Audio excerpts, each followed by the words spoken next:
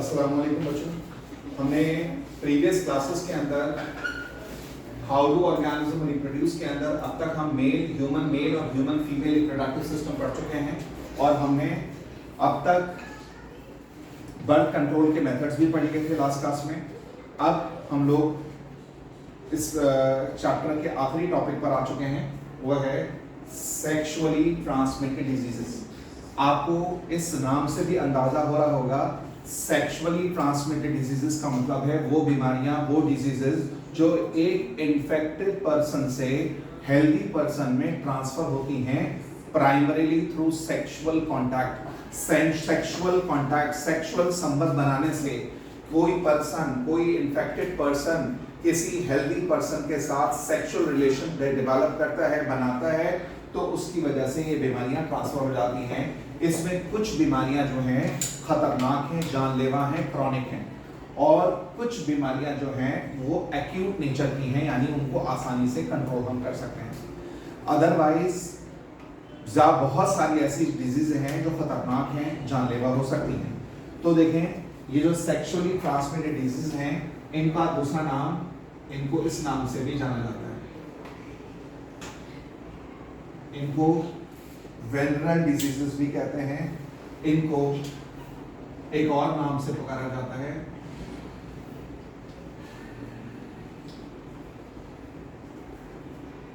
किस नाम से? Reproductive tract infection, RTI, reproductive tract infection या वेनरल डिजीजेस या सेक्सुअली ट्रांसमिटेड डिजीजेस कहते हैं। बच्चों, इसमें कुछ बीमारियां आसानी से कंट्रोल हो सकती हैं, कुछ दवाई लेकर, कुछ मेडिसिन लेकर, लेकिन कुछ बीमारियां जानलेवा होती हैं, खतरनाक होती हैं। मैं कुछ डिजीजेस के बारे में बता रहा हूं आपको कि कौन कौन सी सेक्सुअली ट्रांसमिटेड डिजीजेस हैं। देखें,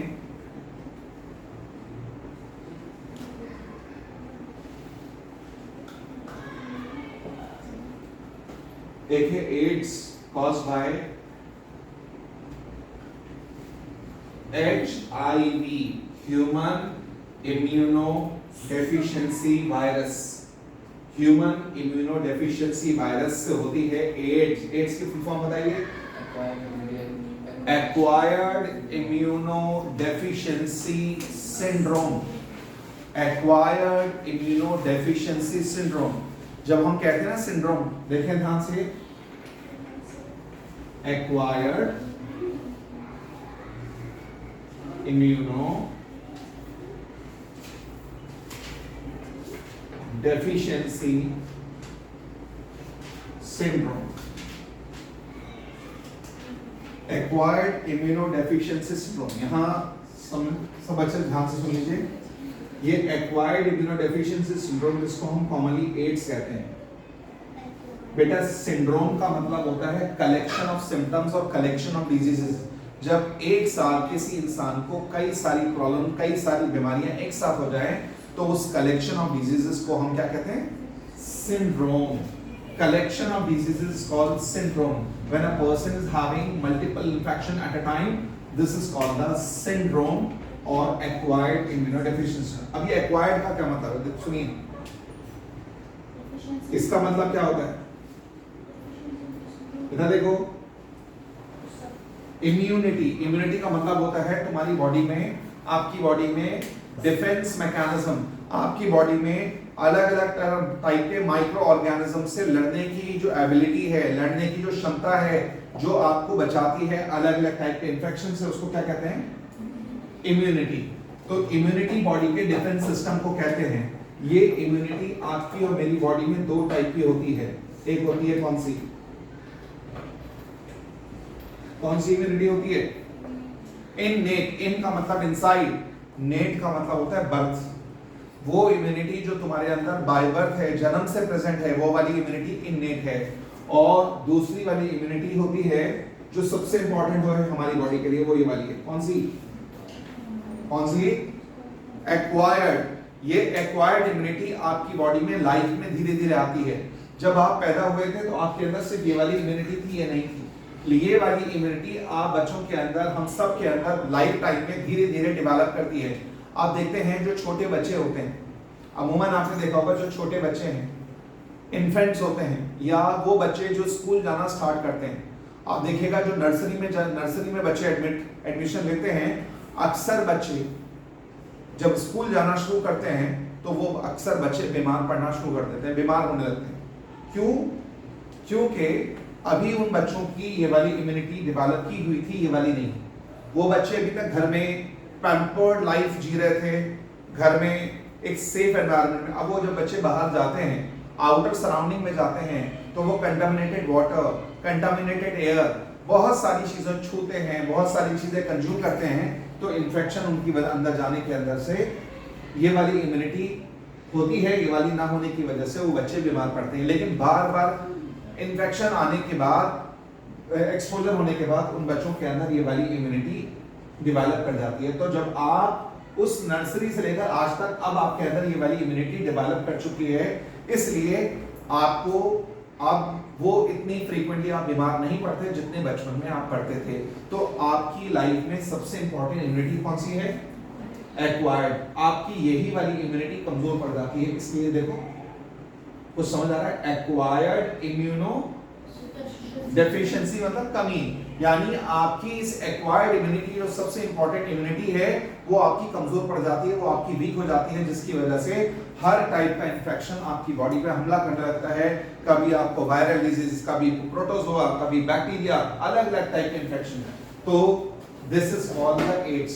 एड्स इज कॉज्ड बाय एक वायरस है जिसका नाम है ह्यूमन इम्यूनो डेफिशिएंसी वायरस।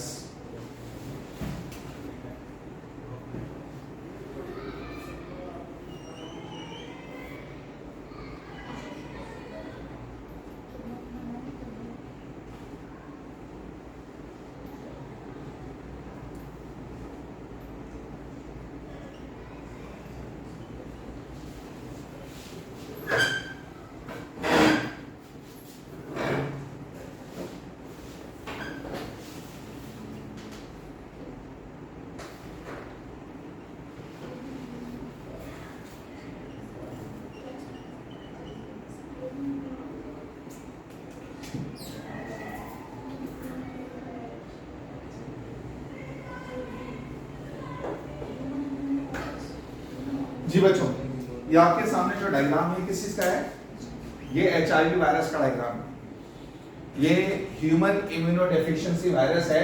यही वायरस हमारी बॉडी में जाके एक डिजीज कॉज करता है जिसका नाम है एड्स। हमारी एक्वायर्ड इम्यूनिटी को कमजोर कर देता है।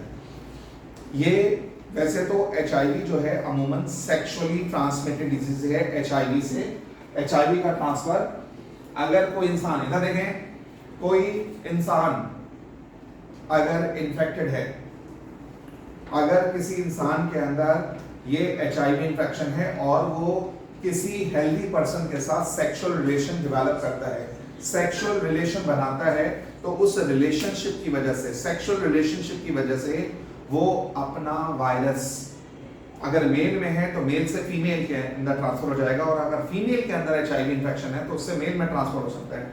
यहाँ तक कि होमोसेक्सुअलिटी एक टाइप की डिजीज है, साइकोलॉजिकल डिसऑर्डर है, एक टाइप का प्रॉब्लम है जिसके अंदर जब कोई पर्सन सेक्सुअल रिलेशन या फिजिकल रिलेशन मेल के साथ डेवलप करता है, फीमेल के साथ, तो उस टाइम पर जो होमोसेक्सुअलिटी की वजह से भी HIV का ट्रांसमिशन हो सकता है। HIV may get transmitted from one person to a second person, healthy persons, due to primarily sexual contact। तभी हमने नाम दिया सेक्सुअली ट्रांसमिटेड डिजीज। नंबर 2, इधर देखें, HIV का ट्रांसमिशन 4 मेन रीजंस की वजह से आपने सुना होगा। इधर देखें, HIV का ट्रांसमिशन 4 मेन रीजन से होता है। सबसे पहला है HIV पॉजिटिव पर्सन जब किसी हेल्दी पर्सन के साथ सेक्सुअल रिलेशन डेवलप करता है तो उसकी वजह से HIV ट्रांसफर हो जाता है। Number 2, infected syringe, infected blades, infected needles, इन सारे इंस्ट्रूमेंट के इस्तेमाल करने से, infected needles, infected blades, infected scalpel, चीजें जो हैं इनके इस्तेमाल करने से। देखिए, अमूमन आपने देखा होगा, इधर देखें सब बच्चे, इन्फेक्टेड नीडल्स, कौन इस्तेमाल करता होगा इन्फेक्टेड नीडल बच्चों? जो ड्रग एडिक्ट होते हैं. The people who are drug addict are habitual of consuming drugs multiple time with the same syringe. एक ही सिरिंज को के अंदर ड्रग्स को फिल करके और पूरा जो ग्रुप होता है वो एक ही नीडल को शेयर करता है. इसलिए most of the drug addict also acquire the HIV. तो एचआईवी का ट्रांसफर इन्फेक्टेड नीडल्स से के इस्तेमाल करने की वजह से. इधर देखें, आपने देखा होगा जो गर्ल्स नोज पियर्सिंग कराती हैं, ईयर पियर्सिंग कराती हैं, ईयर पियर्सिंग और नोज पियर्सिंग के टाइम पे जो नीडल इस्तेमाल हुई है अगर वो इन्फेक्टेड होगी तो उससे उस गर्ल के अंदर भी इन्फेक्शन ट्रांसफर हो जाएगा. नंबर 3. अच्छा, एक और बात, अपार्ट फ्रॉम दैट आपको मालूम है आजकल आपकी उम्र के बच्चे नया शौक है टैटू बनवाने का. आपकी उम्र की नई जो यंग जनरेशन के में आपने देखा होगा आजकल लोग बच्चे टैटू बनवाते हैं.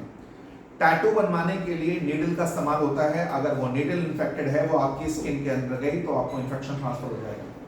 और अपार्ट फ्रॉम दैट जो सैलून्स हैं, ब्यूटी पार्लर्स हैं, जहां पे ब्लेड्स का इस्तेमाल होता है, अगर किसी कस्टमर के वो ब्लेड इस्तेमाल हुआ और वो एचआईवी पॉजिटिव था, उसका ब्लड उस ब्लेड पर लग गया and the same blade was used to for another customer, तो उससे भी इन्फेक्शन ट्रांसफर हो सकता है.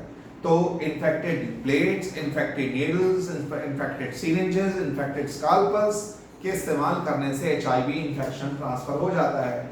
दूसरा वजह क्या है बच्चों?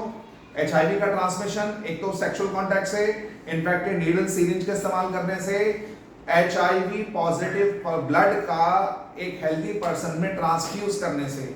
मतलब आपने किसी हेल्दी पर्सन में हॉस्पिटल के अंदर एक नॉर्मल पर्सन, एक हेल्दी पर्सन के अंदर एचआईवी पॉजिटिव पेशेंट का ब्लड इंजेक्ट कर दिया.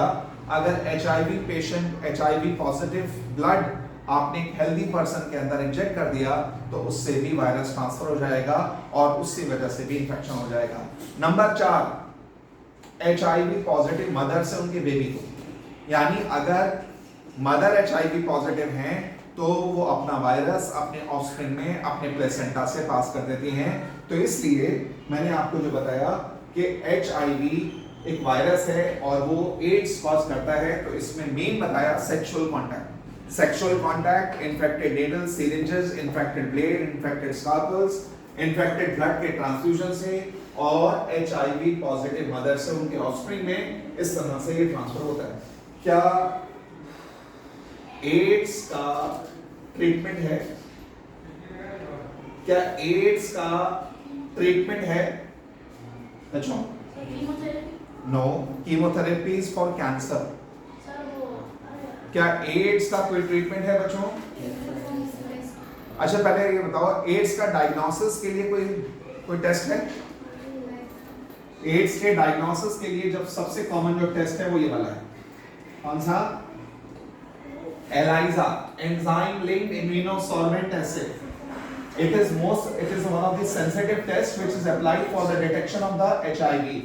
और इसके बाद इसका ट्रीटमेंट के लिए एक थेरेपी इस्तेमाल होती है, ये वाली highly active anti retroviral therapy. Highly active antiretroviral therapy, it is being applied for the treatment of AIDS. So AIDS जो है, it is also a type of STD, sexually transmitted disease है.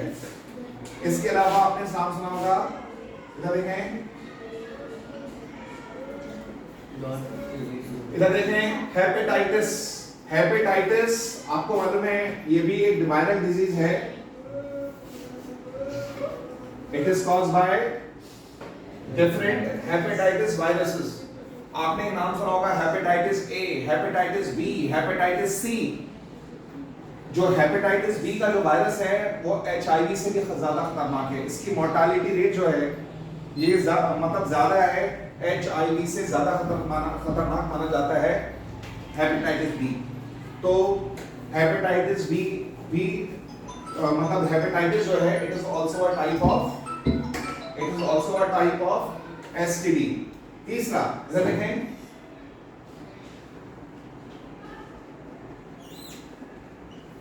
कौन सा? Genital herpes cause by herpes virus. एक बीमारी है बड़ी common जो सेक्सुअल कांटेक्ट से होती है, उसका नाम क्या है? Syphilis. Syphilis cause by bacteria जिसका नाम होता है ट्रैकोनिमा पैलिडम। ट्रैकोनिमा पैलिडम नाम का एक बैक्टीरिया होता है, उससे ये डिजीज होती है जिसका नाम है सिफिलिस। एक डिजीज होती है जिसका नाम है gonorrhoea. Gonorrhoea is also a bacterial disease called by Neisseria gonorrhoea. ये बैक्टीरिया का नाम है नेसेरिया गोनोरिया। ये गोनोरिया कॉज करता है। इसके बाद एक डिजीज है trichomoniasis. Trichomoniasis. It is caused by Trichomonas vaginalis. Trichomonas vaginalis. These are the some of the common sexually transmitted diseases. ये ऊपर ये जो तीन है ये वायरस से होती हैं, ये दो जो हैं वो आपको मैंने बताया बैक्टीरिया से हैं। ये दो बैक्टीरिया हैं और ट्राइकोमोनियासिस जो है वो प्रोटोजोअल इन्फेक्शन है, प्रोटोजोअल डिजीज है। ये और सब के सब सेक्सुअली ट्रांसमिटेड डिजीज हैं। एक इंसान से दूसरे इंसान में सेक्सुअल कांटेक्ट की वजह से जो डिजीज लगती हैं वो ये वाली हैं सेक्सुअली ट्रांसमिटेड डिजीज। अब जरा सुनिए, the diseases are becoming very very common now. The people who are involved in casual sexual contact, the people who are involved in casual sex, the people who are having multiple sexual partners, उनके अंदर STD होने के chances बहुत ज्यादा हैं। जिस country में या जो लोग बहुत ज्यादा मल्टीपल सेक्सुअल पार्टनर्स बनाते हैं, रखते हैं, उनके अंदर इन सारी सेक्सुअली ट्रांसमिटेड डिजीजेस के चांसेस बहुत ज्यादा हैं। Number two, apart from that, तो the people who make the sexual contact with any stranger, जो लोग sexual relation develop करते हैं किसी अनजान पर्सन के साथ, तो उसकी वजह से भी HIV या कोई और इन्फेक्शन लग सकता है, sexually transmitted disease लग सकती है। अब sexually transmitted diseases जो हैं, इनके सिम्टम्स क्या होते हैं? देखें, कुछ कॉमन सिम्टम मैन और वुमेन में बताता हूं। सबसे पहले मैन और वुमेन दोनों के अंदर जो रिप्रोडक्टिव पार्ट्स हैं, जो जेनाइटल पार्ट्स हैं, मेल और फीमेल दोनों के, उसमें स्वेलिंग आ जाएगी। उसमें स्वेलिंग आएगी। नंबर टू, जेनाइटल पार्ट्स में बहुत ज्यादा फ्रीक्वेंट इचिंग होगी। फ्रीक्वेंट इचिंग होगी। इचिंग समझते हो ना? फ्रीक्वेंट इचिंग होगी, खुजली होगी जेनाइटल पार्ट्स में।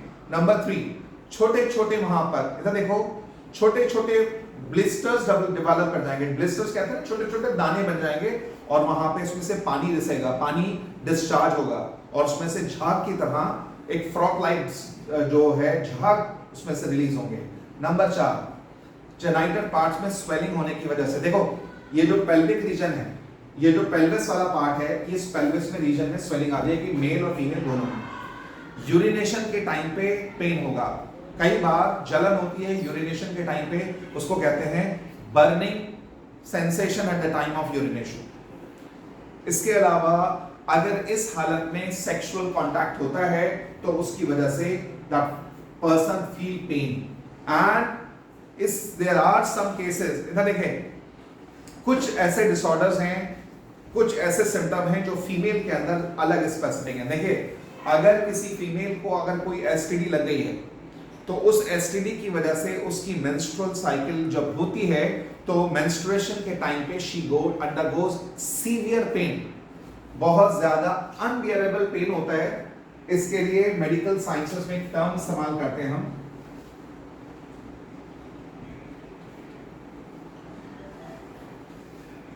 इसको कहते हैं डिसमेनोरिया। डिसमेनोरिया का मतलब होता है पेनफुल मेंस्ट्रुएशन। डिस मतलब पेनफुल, मेनोरिया मतलब मेंस्ट्रुएशन। अगर किसी लेडी को सेक्सुअली ट्रांसमिटेड डिजीज लग जाती है तो उसको पेनफुल मेंस्ट्रुएशन होगा। Number two, menstrual cycle irregular होगी, हो सकता है मेंस्ट्रुअल साइकिल में डिस्टर्बेंस आएगा और पेनफुल मेंस्ट्रुअल साइकिल होगी।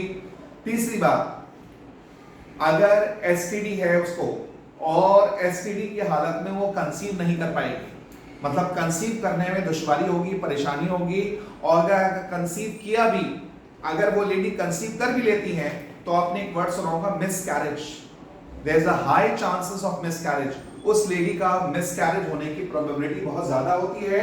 और चौथी बात, अगर मिसकैरेज ना भी हुआ, अगर मिसकैरेज ना भी हुआ, अगर वो लेडी बेबी को जन्म देती हैं तो उसकी वजह से there is a high chances of still birth. Still birth समझते हो? स्टिल बर्थ का मतलब होता है जब एक माँ एक डेड बेबी को जन्म देती है, एक मरी हुए बच्चे को जन्म देती हैं, उसको स्टिल बर्थ कहते हैं। तो इसलिए ये सारी कंडीशन हो सकती हैं सेक्सुअली ट्रांसमिटेड। तो अगर एग्जाम में पूछा गया सेक्सुअली ट्रांसमिटेड डिजीजेस क्या हैं, तो आपको बताना है those diseases which get transmitted from an infected person to a healthy person primarily through sexual contact are known as sexually transmitted diseases. These diseases are also known as venereal diseases or reproductive tract infection. These diseases are very common in the people who are having multiple sexual partners. जो लोग कई सारे sexual partners रखते हैं या casually किसी के साथ भी सेक्सुअल रिलेशन डेवलप करते हैं, उनके अंदर इन बीमारियों के लगने के चांसेस ज्यादा होते हैं। तीसरी बात, सेक्सुअली ट्रांसमिटेड डिजीजेस जो होती हैं वो एक्यूट भी हो सकती हैं और कभी कभार जानलेवा और खतरनाक लाइफ थ्रेटनिंग भी हो सकती हैं। तो एक्यूट में ये कुछ है, जैसे अगर मैं आपको बताऊं सिफिलिस है, गोनोरिया है, ट्राइकोमोनियासिस है, इनका ट्रीटमेंट आसानी से हो सकता है, लेकिन एड्स है, हेपेटाइटिस बी है, ये खतरनाक हैं, जानलेवा भी हो सकती हैं। तो देयर आर सम डिजीजेस जो एक्यूट नेचर की हैं, कुछ क्रॉनिक हैं, और इसके सिम्टम है बताया रिप्रोडक्टिव जो पार्ट होता है मेल फीमेल दोनों का, उसमें स्वेलिंग आ जाती है, इचिंग होती है, फ्रीक्वेंट इचिंग होती है, there is a frock like discharge from the reproductive parts, और मेल फीमेल के अंदर मेंस्ट्रुअल साइकिल इरेगुलर होती है, पेनफुल मेंस्ट्रुअल साइकिल होती है, यूरिनेशन बिकम पेनफुल, कई बार यूरिन में ब्लड आने लगता है, और जो सेक्सुअल इंटरकोर्स होता है वो पेनफुल हो जाता है। फीमेल के अंदर कंसीव करने के चांसेस कम होते हैं और बार बार फ्रीक्वेंट मिसकैरेज होने के चांसेस बढ़ जाते हैं, यहाँ तक कि स्टिल बर्थ होने के चांसेस होते हैं। ये सारे के सारे मैंने आपको सेक्सुअली ट्रांसमिटेड डिजीजेस से रिलेटेड बातें बताई हैं। अब सुनिए, दूसरी बात ये कि अगर एग्जाम में आपसे पूछा गया कि भाई sexually how can we prevent ourselves from sexually transmitted diseases, अगर कोई इंसान को सेक्सुअली ट्रांसमिटेड डिजीज से बचना है तो आप उसको क्या सुझाव देंगे, क्या सलाह देंगे? सबसे पहला आपको एग्जाम में लिखना है in order to prevent from sexually transmitted diseases, a person it is advised to avoid having multiple sexual partners. उस पर्सन को चाहिए कि वो मल्टीपल सेक्सुअल पार्टनर्स ना रखे, मल्टीपल लोगों के साथ सेक्सुअल रिलेशन डेवलप ना करे। Number 2, a person is advised not to have sexual contact with any stranger.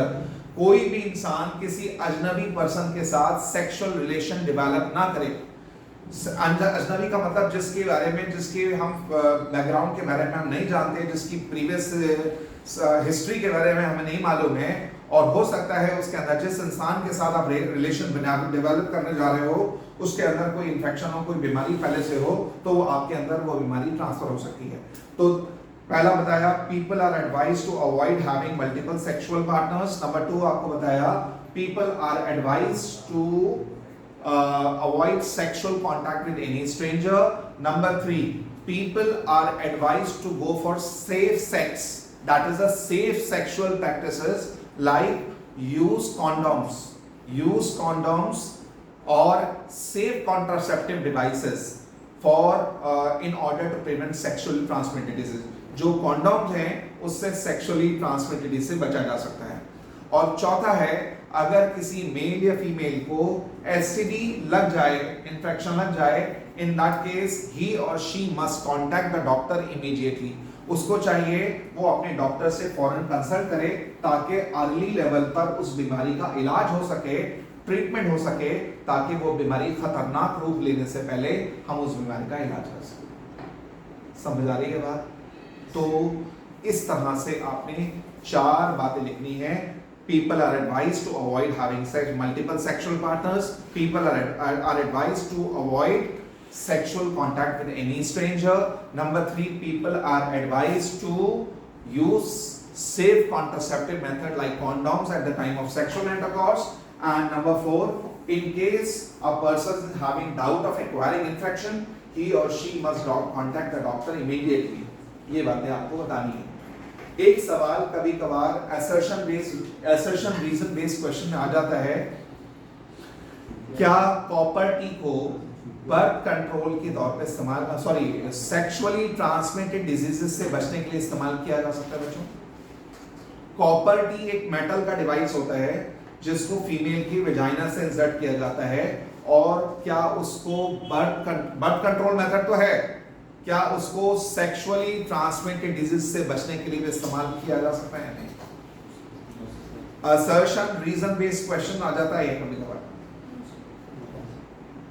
तो एक क्वेश्चन अगर असर्शन लिखा होगा, IUD is a physical contraceptive device, reason में आएगा इट इज यूज, मतलब मान लो उसमें रीजन लिखा हुआ है it is applied for prevention of sexually transmitted diseases. तो असर्शन तो सही है, असर्शन सही है कि आईयूडी जो है, मतलब ये intrauterine device, contraceptive device, copper T जो है वो इंट्रायूटेरिन डिवाइस है, बर्थ कंट्रोल में से इस्तेमाल होता है। लेकिन क्या ये सेक्सुअली ट्रांसमिटेड डिजीज को की रोकथाम करने के लिए यूजफुल है? आंसर इज नो, यानी रीजन गलत है। रीजन गलत है। ये जो कॉन्ट्रासेप्टिव ये वाला कॉपर टी है, copper T can not be applied for prevention of sexually transmitted disease. It can be used for birth control, not for STD. हाँ, STD से बचने के लिए जो डिवाइस यूज हो सकता है वो कॉन्डोम है, सर्वाइकल कैप हो सकता है। This device can be used. समझ आ रही है बात? सो यहाँ पर ये चैप्टर आपका कंप्लीट हो गया, सेक्सुअली ट्रांसमिटेड डिजीजेस। इस चैप्टर में जो हमने टॉपिक पढ़ा था, तो इस चैप्टर में हमने आपको रिप्रोडक्शन के बारे में पढ़ाया, रिप्रोडक्शन के टाइप्स बताए, आपको बताया how sexual mode of reproduction is better than asexual reproduction. फिर एसेक्सुअल और सेक्सुअल की कैरेक्टरिस्टिक बात डिस्कस करी थी हमने। फिर आपने एसेक्सुअल रिप्रोडक्शन के टाइप्स पढ़े थे, याद करिए, इसमें बाइनरी फिशन पढ़ा था, मल्टीपल फिशन पढ़ा था, fragmentation, regeneration, spore formation, budding, vegetative propagation पढ़ा था। फिर उसके बाद हमने सेक्सुअल रिप्रोडक्शन इन प्लांट्स पढ़ा था, प्लांट के अंदर डबल फर्टिलाइजेशन का कॉन्सेप्ट हमने पढ़ा था, type of pollination we have discuss, और उसके बाद हमने reproduction in human being start किया। ह्यूमंस के अंदर हमने मेल रिप्रोडक्टिव सिस्टम और उसके पार्ट्स का जिक्र किया, फीमेल रिप्रोडक्टिव सिस्टम उसके पार्ट्स के बारे में पढ़ा, और उसके बाद बर्थ कंट्रोल और सेक्सुअली ट्रांसमिटेड डिजीजेस के टॉपिक हमने कवर किए। तो अब अगला जो टॉपिक हम लोग स्टार्ट करने वाले हैं वो नेक्स्ट लेक्चर के अंदर जो हम लोग स्टार्ट करेंगे अब, वो होगा हेरिडिटी एंड एवोल्यूशन।